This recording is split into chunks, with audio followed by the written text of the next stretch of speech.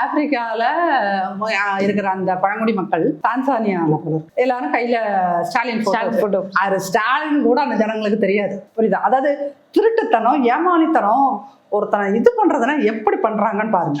அந்த போட்டோவை பிடிச்சிட்டு இருக்க எந்த மக்களுக்குமே இந்த ஆள் ஸ்டாலின், இவர் ஸ்டாலின் தான் அப்படின்றது யாருக்குமே தெரியாது. சரிங்களா?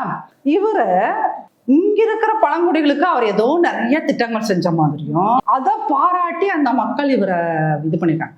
கடைசியில அது ஃபேக்ட் ஃபைண்டிங்ல பார்த்தா, இப்ப இன்ஸ்டால இன்ஃப்ளூயன்சர்ஸ் இருக்காங்க இல்லையா, எந்த ப்ராடக்ட் கொடுத்தாலும் அவங்க அவங்கள வந்து வித்து கொடுப்பாங்க இல்லையா, அந்த மாதிரி அங்க ஒரு குரூப் நீங்க அவங்களுக்கு ஒரு கட்டணம் கொடுத்துட்டா போதும், அவங்க உங்களை கிரீட்டிங்ஸ் கொடுப்பாங்க. இப்போ உங்க பர்த்டேக்கே கூட அவங்க அந்த குரூப்புக்கு ஒரு கட்டணம் கொடுத்துட்டு ஈவென்ட் மேனேஜ் இது வந்து ப்ரொமோஷன் குரூப். ஓகே, அவங்கள்ட்ட நீங்க கொடுத்துட்டீங்கன்னா அவங்க வந்து உங்களுக்கு ஒரு கிரீட்டிங்ஸ் சொல்லிடுவாங்க. அந்த மாதிரி அந்த மக்கள் இது யாரு என்ன எந்த நாட்டுக்காரன்னு கூட தெரியாம அந்த போட்டோவை பிடிச்சிட்டு பண்ணினதை எங்கள் தலைவரை புகழ்ந்து விட்டார்கள்.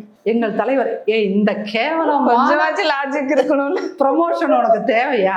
ஸோ இந்த மாதிரி படம் காட்டுறதுக்கு தான் அவர்கள் லாய்க்கே ஒழிய எந்த விஷயத்தையும் ப்ராப்பரா செய்யாதனாலதான் இந்த மாதிரி மோசமான கார்ட்டூன்லாம் நீ ஏன் போடுற? நீ உருப்படியா ஒரு விஷயம் செஞ்சு வச்சிருந்தீங்கன்னா நாங்கள் இதையெல்லாம் செய்தோம் உனக்கு பேசுறதுக்கு கண்டென்ட் இருக்கும், நீ பேசுவ. நீ ஒரு கர்மத்தையும் பண்ணல. ஆட்சியில 5 வருஷம் நடந்துட்டு இருக்குது, ஒரு கர்மத்தையும் நீ பண்ணல. நீ என்ன பண்ற? அவதூறுக்குள்ள அள்ளி விட்டுட்டு இருக்கிற.